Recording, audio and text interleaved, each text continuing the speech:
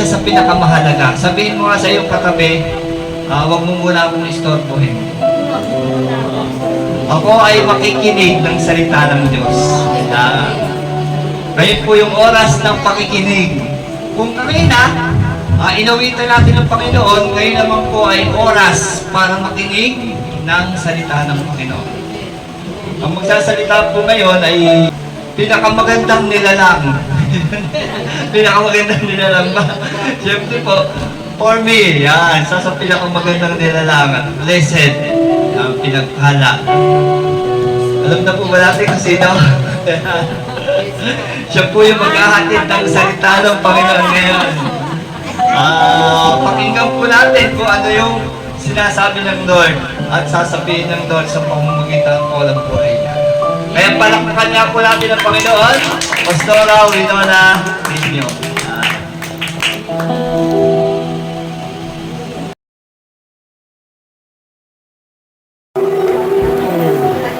Aking topic is about run your race with God. Marami tayong takbuhin na talagang minsan hindi natin kayang takbuhin. At may mga bagay na dapat ay isaalang-alang natin na kung tayo ay natitisod o nadadapa, yun ay may kadahilanan. Kaya nga sabi nila, when you run the race, look into Jesus, only the finisher in our faith. At bago tayo magsimula, ay nais ko tayong magsiyuko at manalangin bilang paggalang sa salita at sa presensya ng ating Panginoong Yesus. Ayan. Lord, sa umagang ito, tinataas ka namin, Lord, ng dalawang kamay at patuloy inihahain namin ang aming puso. Lord, dalangin namin na pakalinisin mo ang aming puso upang, Lord, ito'y balutin mo na yung banal na dugo upang sa aking pakikinig ay patuloy na maliwanagan ang aking tenga, ang aking isip, at ang aking puso ay manahan bawat letra, bawat hiyahayag ni Pastora Winona sa kanyang mensaheng run the race with God. Lord, tunay, Lord, ang lahat ng nilikha mo sa mundo ay may kanya-kanyang takbuhin sa buhay. Minsan, yung iba hindi na makatakbo. Nagbaback forward na lang, Lord. O kung minsan ay humihinto na, Lord, yung ibang nilikha mo sapagkat sinasabi nilang hindi na nila kaya. Lord, bigyan mo kami ng pusong matyagain, puso, Lord, na handang magpadisiplina sa iyo, sapagkat yun ang nararapat, O God. Lord, dalangin ko ang bawat letra, ang bawat nahihayag ko, Lord, sa mga member mo rito, Lord, sa Malolos, PSEJ chapter, at maging sa buong mundo na nanunood, Lord, ng live o ng video na to, Lord, ay hipuin mo, Panginoon, sapagkat ang iyong kamay ay hindi maliit, sapagkat ikaw ang may likha sa amin.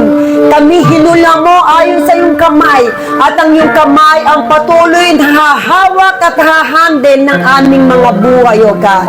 At sa bawat takbo ng aming tahakin sa buhay na to, na habang kami nabubuhay, ay huwag kaming hayaang madapa o masubsob, O God. At dalangin ko ang iyong kamay ay patuloy na mag-aakay upang kami itayo, upang kami magkaroon ng victorious, Lord, upang mapagtagumpayan namin, Lord, ang takbuhin inilaan mo sa bawat kaluluwa na narito, O God. Lord, salamat sapagkat hindi kami tatakbo nang hindi mo kami hawak. Hindi kami tatakbo nang walang direksyon ng liwanag sa iyo, Panginoon.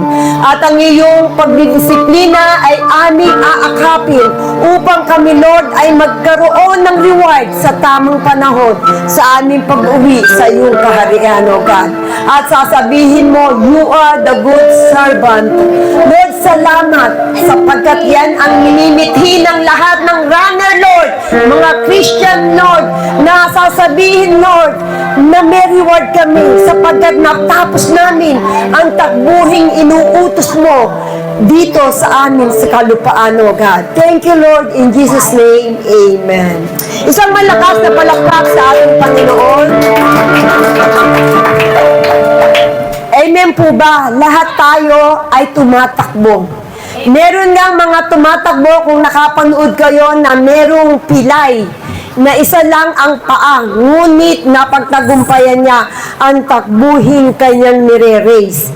Kaya, kumpleto man o kulang man ang iyong paa, alam ng Diyos, tatakbo at tatakbo ka pa rin. Amen po ba? Sapagkat ikaw at ako ay dinesign niya. You are the runner of the Word of God.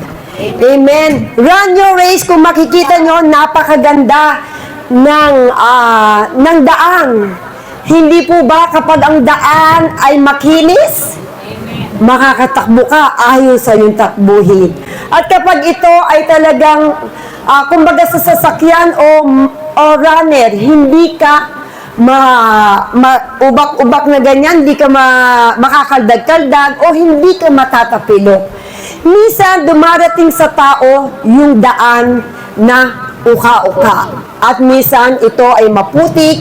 At minsan, ito ay matubig. Bakit? Nagbigay ako ng verse na to, ang Hebrew, kung babasahin nyo, ayan, ang Hebrews 12:1-2. Sabay-sabay nga nating basahin, mga kapatid. It encourages believers to run the endurance, the race that it set before us, fixing our eyes on Jesus. Ito yung masasabi natin na kapag tayo ay laging nakatuon sa Panginoon, sa tingin mo ba madadapa ka? Amen po ba? Hindi ka madadapa. Sapagkat yung nagbibigay ng liwanag ay nasa sayo. Amen po ba? Kahit anong trahedya, anong pagsubok ng ating buhay, you can stand firm because of God. Amen po ba? This verse is emphasize perseverance and focusing on Jesus as the leader and perfected of our faith. Kaya nga, di ba, example ko, si Abraham, si Jacob, si Noah, lahat sila ay nag-run na race. Kung ano yung inuutos ng Diyos, yun ang kanilang tinatakbo. At nagbigay ako ng 5 puntos. Ang 5 puntos na to ay mapagtatagumpayan natin kung susundin natin. At kung tayo lang ay alam natin kung ano yung focus natin sa buhay, masasabi natin na anumang gawa ng demonyo sa iyong tagliran, sa iyong likuran, o sa iyong harapan, dahil ang demonyo, minsan ang sinusubok ay yung talagang matitibay na mananampalataya. Amen? Lalo na ang mga bisya, pastor, mga ngaral. Ginagawa ng tukso yan ng demonyo upang hindi sila makaran ayon sa pagkatawag ng ating Panginoong Hesus. Sapagkat tayo'y tao lang, madali minsan i-deceive ng demonyo ang mga tao na gustong-gustong dumiretso. Eka nga, kung didiretso ka lang, never kang madapa. At kailangan ng liwanag. At ang liwanag na yan ay ating Panginoong Hesus. Ito ang 5 puntos. Ayan. Actually, may video ito Kaya lang, dahil mahina yata ang ating internet, so wala na muna tayong video. 5 step become a great runner. Ano ba ito, yung step na to na kailangan nating alamin? Kasi kung wala tayong dinidireksyon na kung paano tayo makakatuon ng tamang runner o tamang lakad o takbuhin sa buhay, ay malalaman natin. Number 1. Ayan. Ayan, lalakihan ko lang. Sa number 1 ay focus on the goal. Ano ba yung natin kailangan? Kasi kung hindi tayo nakapokus ayon sa takbuhin na ibinigay ng Diyos sa'yo, hindi ka makakatakbo. Amen po ba? Kahit you are a great man o great woman of God na naglilingkod sa Kanya, ngunit kung hindi mo alam kung ano yung dapat pupukusan mo, amen po ba? Lahat tayo iba-iba ang pagkatakbo. Mapa-unbeliever man yan o believers, kanya-kanya tayong takbuhin. Kung ikaw ay tinawag na preacher o taga-pagsalita, gawin mo. bilang mangangaral. Amen po ba? At kung ikaw naman ay teacher para sa mga bata, gawin mo. Kasi yun ay binigay na takbuhin sa'yo ni Lord. Maging good teacher ka sa iyong ministry. Amen po ba? Hindi ka dapat pabanjing-banjing. You always focus, uy, ganito gusto ko ituturo ngayon sa music team. Ganito, sinabi sa akin ni Lord, very anointed yung kanta na to. And then, kapag ikaw ay leader ng song leader, kailangan you always babad ka sa prayer. Andun yung kailangan, babad ka. At kapag ikaw naman ay evangelism, alam mo, pag nag-evangelize ka, kahit saan ka mapunta, alam mo yung ibabahagi, sapagkat yun ang pagkatawag sa'yo. Minsan, ako ay nasakay sa Victory Bus, merong mangangaral doon, na humanga ako sa kanya. Dahil kahit pinabababa na siya nung driver at tatakbo na, sinabi niya, 5 minutes lang, please, pa-accept lang daw niya ang Panginoong Hesus. And then, doon ako humahanga kasi evangelism siya. Doon siya tinawag eh. Sanay siyang mangaral sa mga bus, karsada. Hahanga ka rin sa mga ganyan. Bakit? Yun yung calling niya at yun yung tinatakbo ng buhay niya na pagkatawag ni Lord. At kung ikaw naman ay leader ng mga nanay, doon ka tinawag, mag-excel ka. Bakit? Yun ang takbuhin mo at may reward ka sa tamang Panginoon. Isang malakas nga ang palakpak ng ating Panginoon at alam ko lahat ng tao rito ay may pinili para maging runner of God. Ano sabi sa Philippians 3:14? I first on toward the goal to win the prize for which God has called me heavenward in Christ Jesus. Bakit tumatakbo ang mga runner? Bakit tumatakbo yung mga atleta? Oy, tama. Because of money. Money, money, money. Because of money. At yun yung talagang, tawag niya, yung ambition niya. Katulad na lang ni Pacquiao. Bakit siya nagpo-practice? Bakit natutok siya sa boxing? Kasi yun yung gift sa kanya eh. Kaya nga, kapag na-excel mo yung gift ni Lord, doon ka tumakbo. At doon ka magtatagumpay. Amen po ba? Kaya nga si Pacquiao, di ba, ang daming nakuha niyang award. Halos siya yung na masasabi nating mahusay na boksingero. Halos nakuha niya lahat. Bakit? More practice siya and more focus. Bakit? Kasi kapag atleta ka, focus ka talaga ayon sa yung pagkagusto. Meron kasing iba itinulak lang. Alalahanin nyo ang tinulak, hindi agad talaga magbibictorious yan. Bakit? Tinulak lang siya eh. Pero kung yan ay alam na hindi kahit di siya tinulak, nangusap na si Lord sa kanya, alam na yung takbuhin niya sa buhay, sinasabi ko sa iyo, tatagal sa ministry yan. Amen po ba? Ayun. Philippians 3:14, number 1, focus on the goal. Kaya kung kailangan we have a focus, look into Jesus, hindi tayo madadapa. At number 2, self-discipline. Self-discipline, 1 Corinthians 9:27. Show full self-discipline to avoid disqualification in his spiritual race. Imagine, si Paul ay tinawag ng ating Panginoong Yesus. At tayo ay katulad din ni Paul. Amen po ba? Kung paano si Paul tinawag as a running race sa kanyang iglesia, kasi nakita ni Lord yung pagiging matapang niya. Amen po ba? Ang lingkod ng Diyos, dapat matapang yan. Oy, hindi matapang makipag-away, Ay, hindi ganon ang pagkatawag. Ang katapangan ni Paul ay ginamit ni Lord sa tamang pagkakilala. Siya ay naging mangangaral. Dahil nakita ni Lord yung boldness niya na katapangan, di ba, pumapatay siya ng mga sundalo, pero dahil nakakilala siya kay Lord, si Paul ay tinakbo niya yung tamang takbuhin. Nung siya ay tumakbo, Ayan, sabi niya, show full self-discipline to avoid disqualification in his spiritual race. Meron siyang perseverance, ayon, avoiding aimless effort and understanding the price. Bakit ginawa ni Paul yun?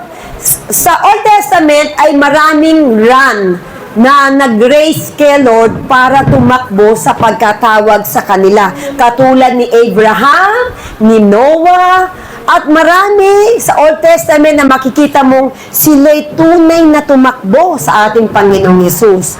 Kaya nga, makikita dito yung hindi ka madi-disqualified, maaavoy mo yun. Bakit? Kasi alam mo kung sino yung nag-utos sa'yo.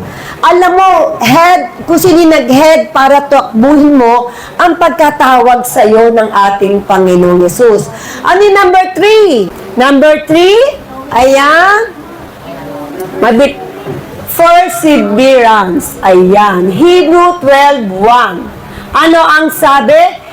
Therefore, since we are surrounded by a great cloud of witnesses, let us draw off everything that hinders of the sin that so easy entangles of, let us run with perseverance the race marked out for us.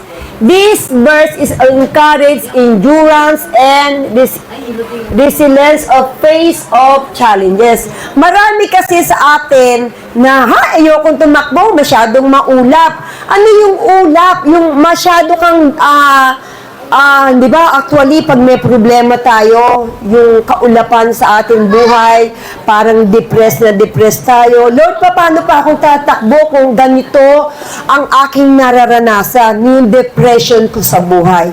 So, minsan, pag tinignan natin ng ating mata literal, yung mga problema na dumadaan sa ating buhay, sa totoo lang, hindi ka makakatayo. Hindi ka makakatakbo.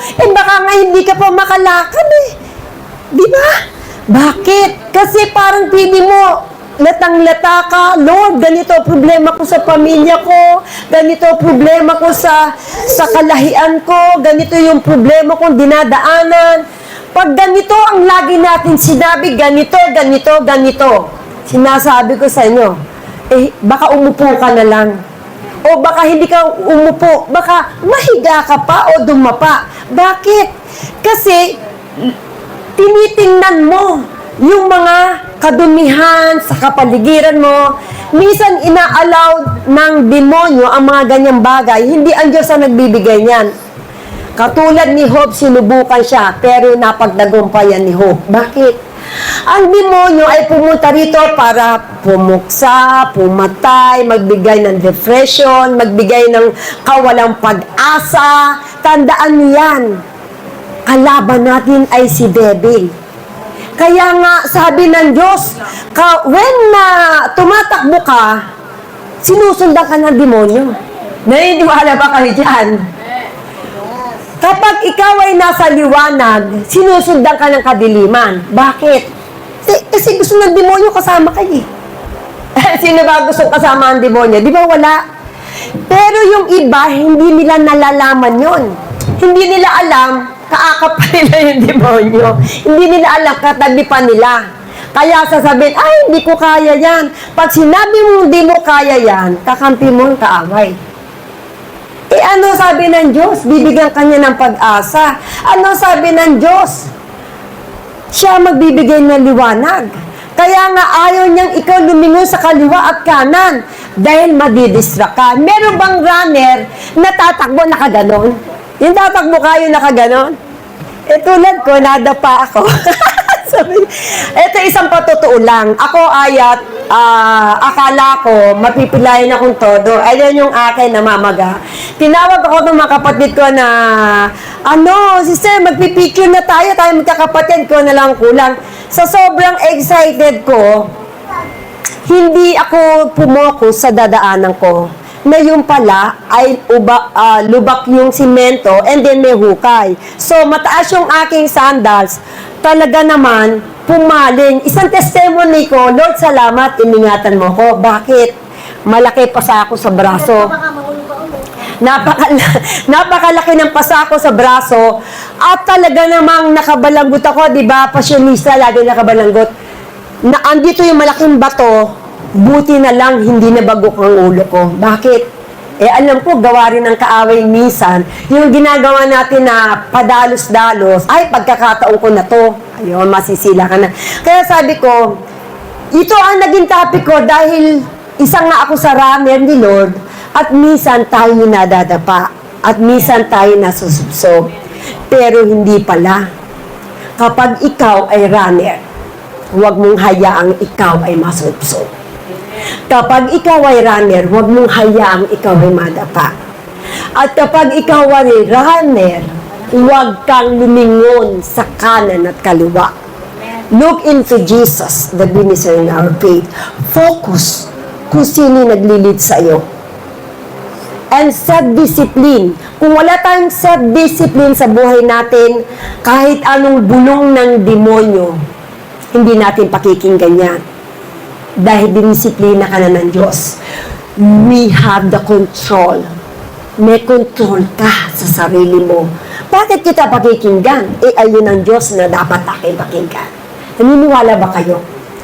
Sa isang tao kapag galit ka, may bumulong sa'yo, gagatungan ka pa, di ba? Pero, don't listen.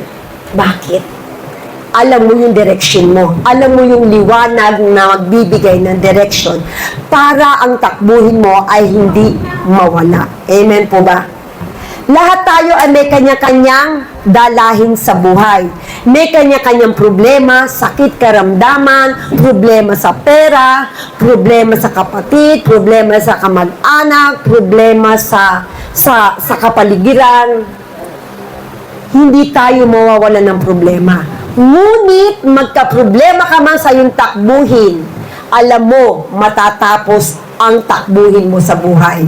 Bakit? Sa number 4 na tayo. Bakit alam natin matatakbo natin yung direksyon na ating takbuhin? Dahil sinasabi niya sa avoiding aimless effort, Colossians 9:26. Which speak of running with purpose and not like someone beating the air.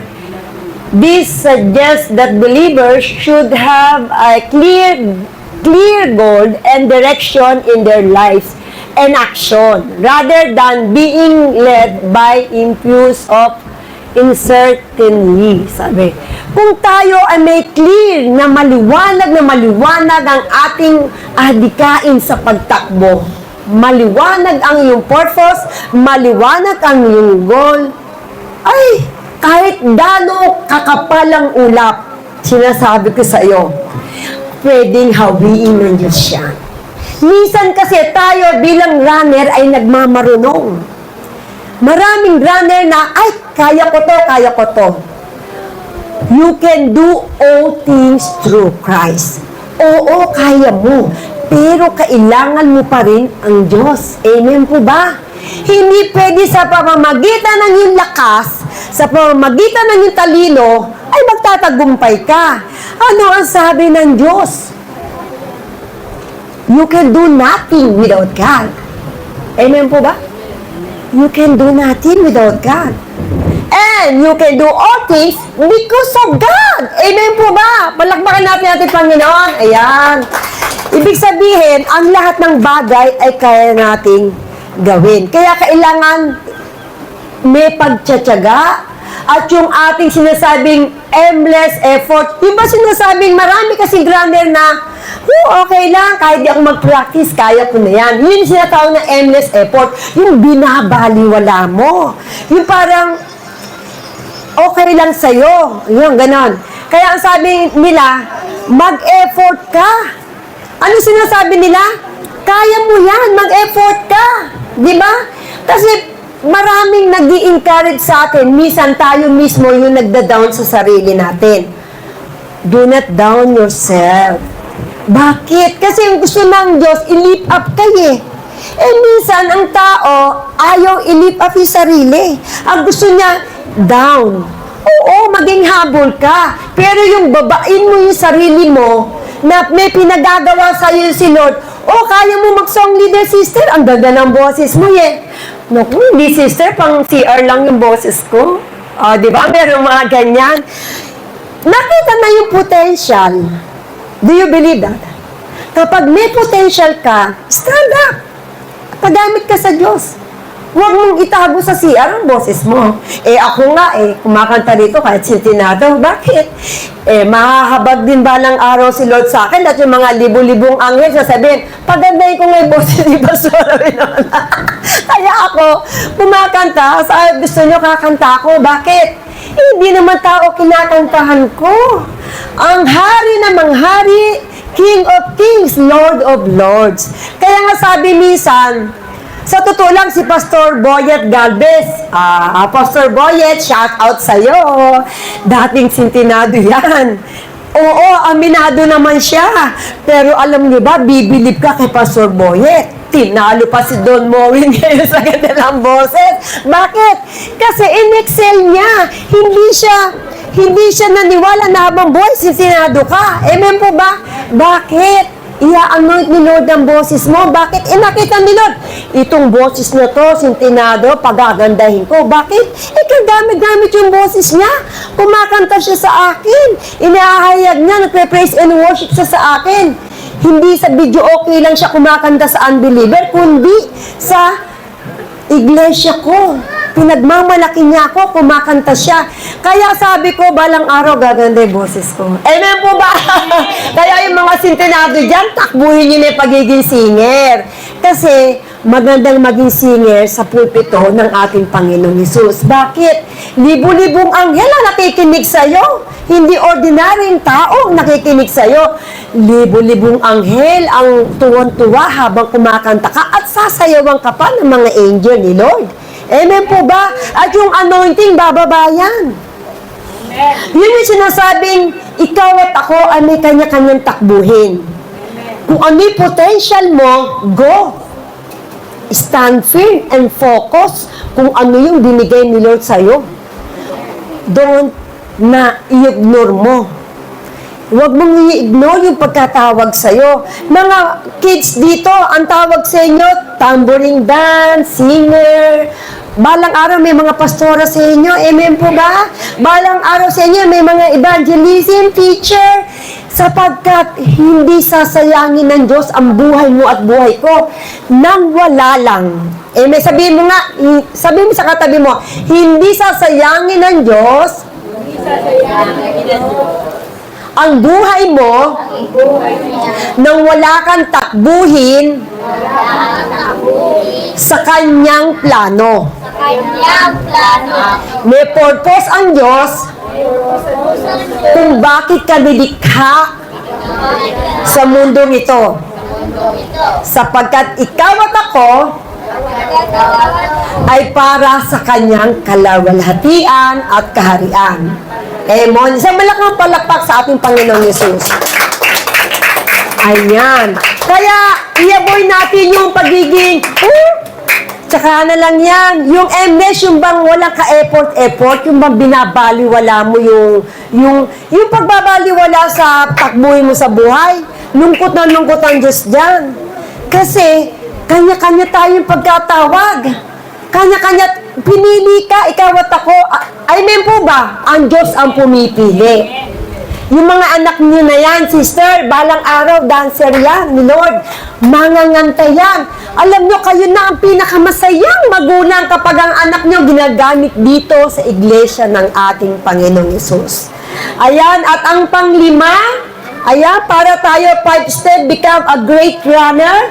Yung panglima, understanding the prize. Ano nga ba yung prize? Amen po ba? Kahalagahan ng premyo. Pera. Pera man yan. Pero bilang tao o atleta, talagang meron tayong prize na marireceive. Katulad ni Pacquiao, milyon-milyon ang nare-receive niya kapag siya nananalo sa boxing. Yung si Lydia De Vega, yung runner. Yung mga sino yun? Yung walang ipin? Sino yun? Sorry si Efren bata, na lagi na lang bata. Ayan, dahil walang ipin nga, very cute pa rin, kahit walang ipin. Si Efren bata, di ba? Malaki yung price niya. Pero, ito pakatandaan nyo. Ang presyo sa mundong ito ay may hangganan. Amen po ba? Ang premyo o reward, million man yan o billion man yan, may hangganan. Amen po ba? Pero kapatid, ito ang masasabi ko sa inyo.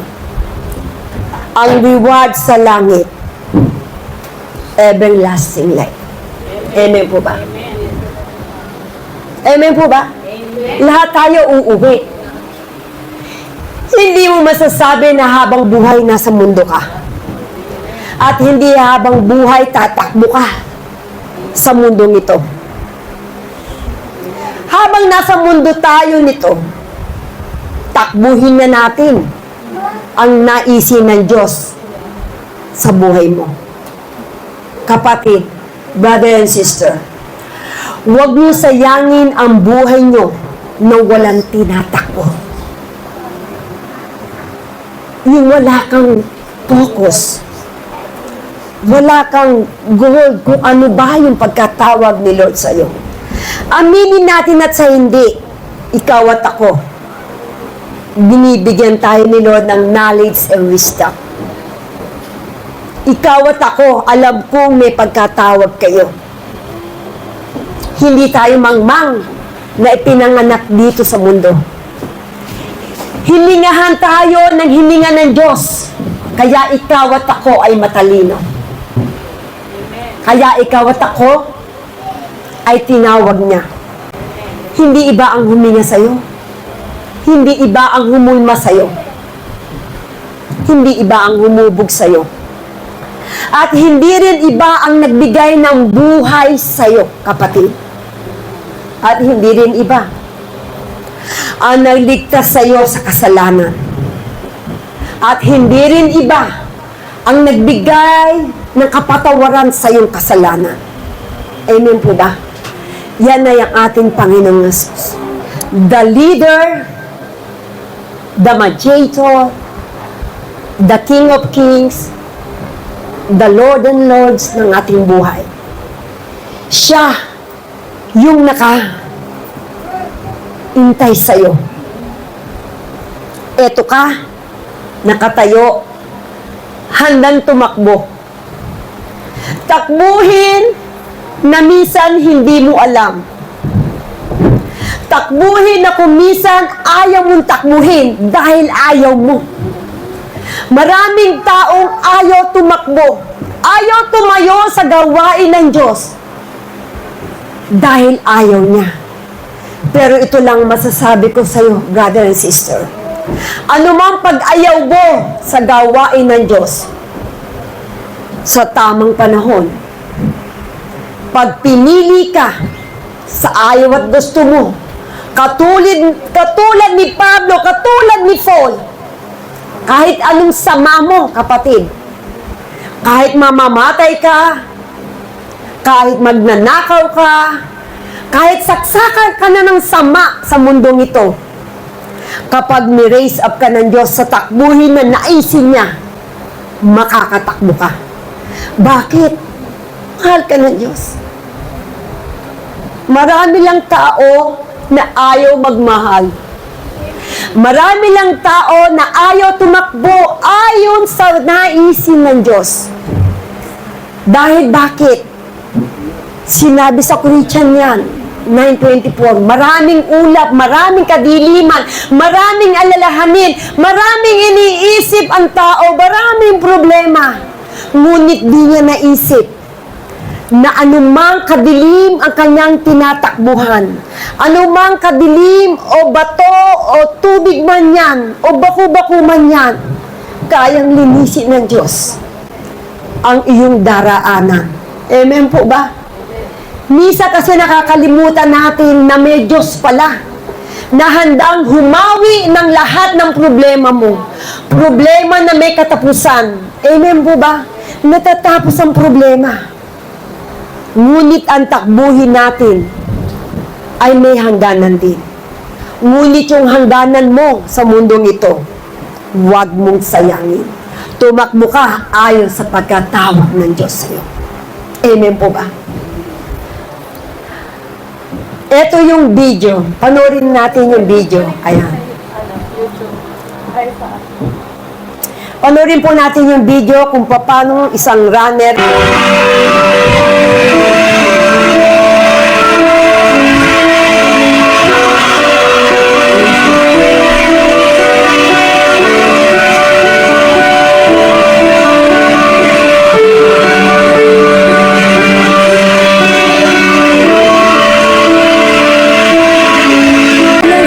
Sa akin ni Ray. Oo.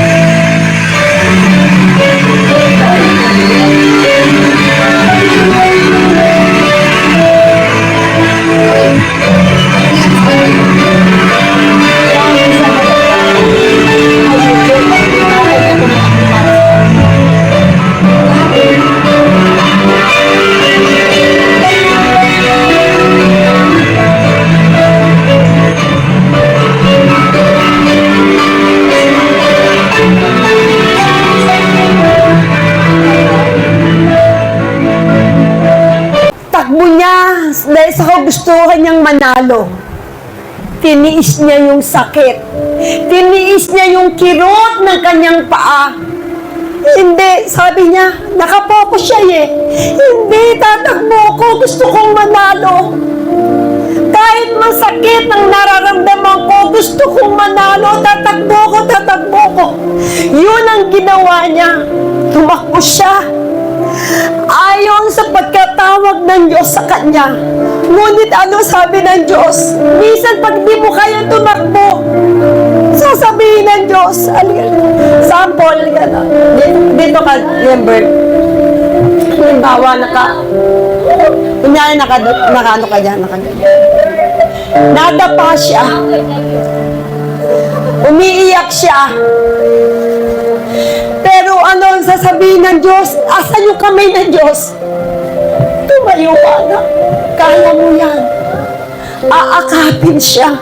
Katulad nung ginawa nung ama. Nakita niya naghihirap ang kanyang anak. Panabayaan ba kayo ng Diyos? Di ba hindi?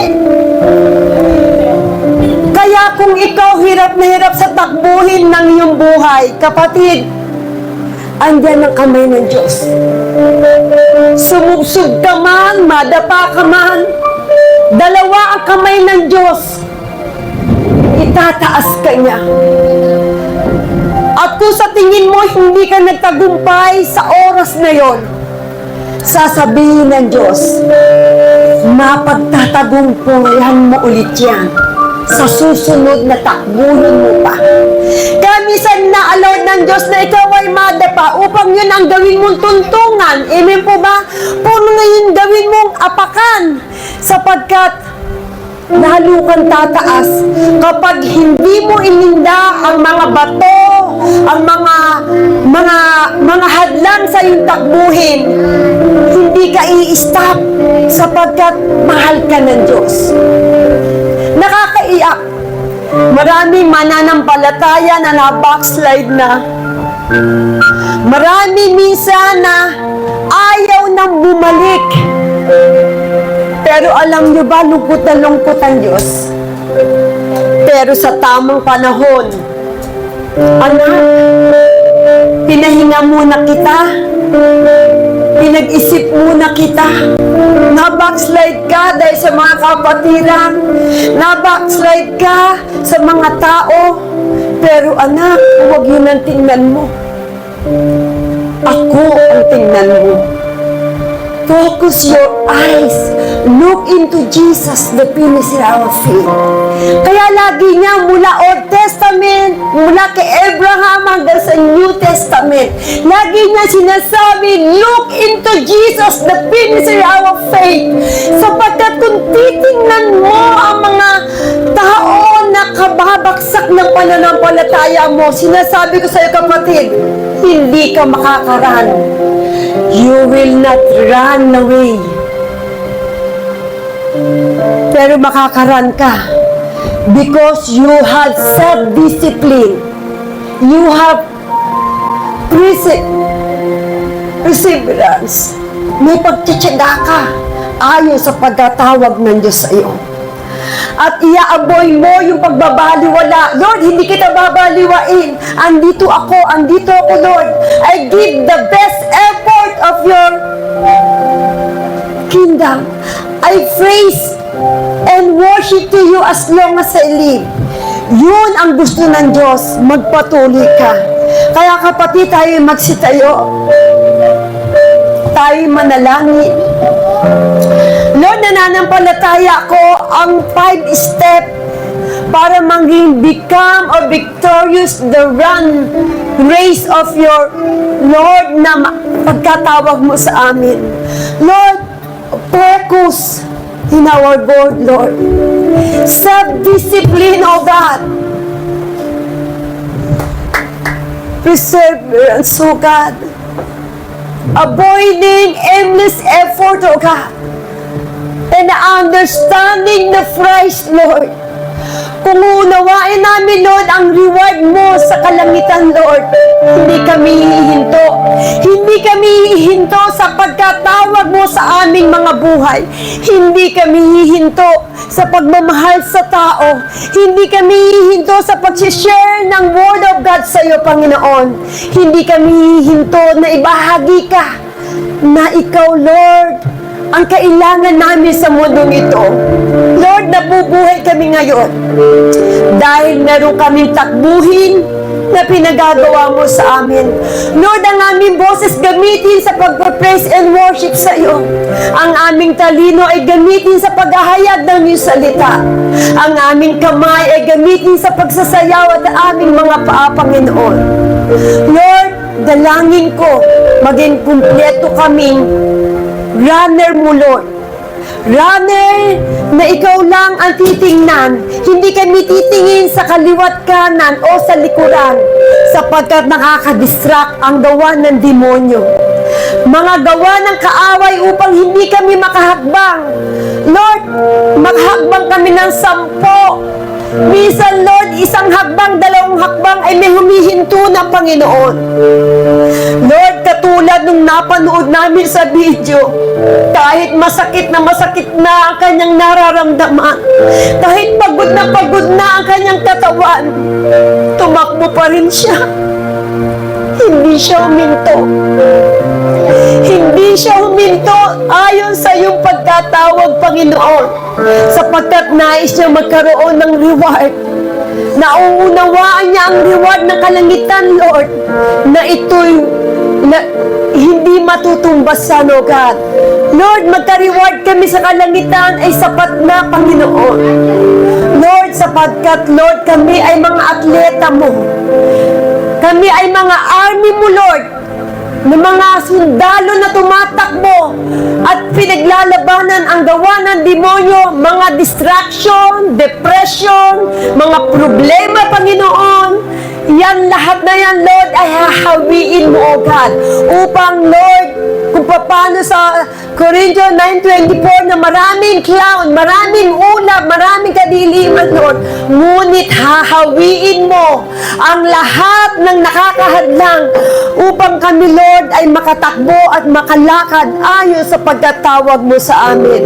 Lord, hindi mo kami pauuwiin sa langit nang hindi kami walang reward, Lord. Lord, nais namin magka-reward. ayon sa aming tinatakbo sa iglesia nito, O God. Lord, kung kami tinawag na mangangaral, kami ay mangangaral, O God. At kung kami tinawag mo mga awit, Lord, kami ay awit sa iyo. Kung tinawag mo kaming dancer, kami ay magsasayaw sa iyo, O God. At kung tinawag mo kaming nag-iibanghelo sa mga daan o bus, O God, kami, Lord, ay tatakbo, Lord, sa ayong pagkatawag, O God. Lord, kami mga leaders of leaders sa iglesia nito, at marami kang itatayong runner, Lord. The best runner, Lord, ang ibibigay mo sa iglesia nito, O God. Lord, salamat, Panginoon, naunawaan na namin ngayon na kami ay may takbuhin at ang buhay namin ay hindi baliwala. Ito ay precious, Lord. Precious, Lord, ang buhay namin sa iyo. Sapagkat kami, Lord, ay hinulma mo ng iyong kamay. Sapagkat kami, Lord, ay hiningahan mo ng iyong hininga, Panginoon. Sapagkat kami, Lord, ay hinugasan mo ng iyong banal na dugo sa aming mga puso. At ang puso mo inihain mo sa amin. Ang pag-ibig mo inihain mo sa amin. Kaya ang pag-ibig din ang iaahin namin sa lahat ng aming tatakbuhan sa aming buhay. Pag-ibig ang hain namin sa lahat ng aming hahayagan ng iyong kabutihan at kalwalhatian. Lord, pagpalain mo ang mga kananayan na narito. Alam ko, Lord, may mga sakit sila at karamdaman, problema sa pera, problema na sila lang ang nakakaalam. Ngunit, Lord, huwag silang mahiyang idulog sa iyo. Huwag silang mahiyang iyak sa iyo. Sapagat ang pag-iyak, ang pag-amin na wala kaming magagawa. I can do nothing without you, O God, but I can do all things because of you, O God. Lord, inaamin namin sa sarili namin, wala kaming magagawa kung wala ang iyong banal na presensya. Lord, wala kaming magagawa kung wala ka sa amin. Ngunit meron kaming magagawa sapagkat sasamahan mo kami. Hindi mo kami iiwan ni pababayaan man. Ikaw ang Panginoon na tagapagligtas ng aming buhay. Ikaw ang patuloy na maghari sa buhay ng mga nilikha mo, Panginoon. Sa mga member dito, Lord, gabayan mo sila, pagdalingin mo sila, ikaw, Lord, ang mag-provide ng financial nila, Lord. Lord, kilala mo sila at hayag sa iyo, Lord, ang lahat ng problema. Hayag, Lord, hindi pa kami nagsasalita, alam mo na, Panginoon. At I declare, Lord, lahat ng may sakit ay gagaling, lahat na may mga problema sa financial ay magkakaroon, Panginoon. Tinataas namin ang aming kamay na ikaw magbabasbas, magpapala sa bawat pamilya na narito, Panginoon. Hindi mo sila iiwan ni pababayaan man. Thank you, Lord Jesus. Sasamahan mo sila sa takbuhin na pinili mo para sa amin. Takbuhin na aming aakapin. Takbuhin na matatapos namin. Sapagkat, Lord, ang reward mo ay ibibigay mo sa amin, Panginoon. Reward na katagumpayan, Panginoon.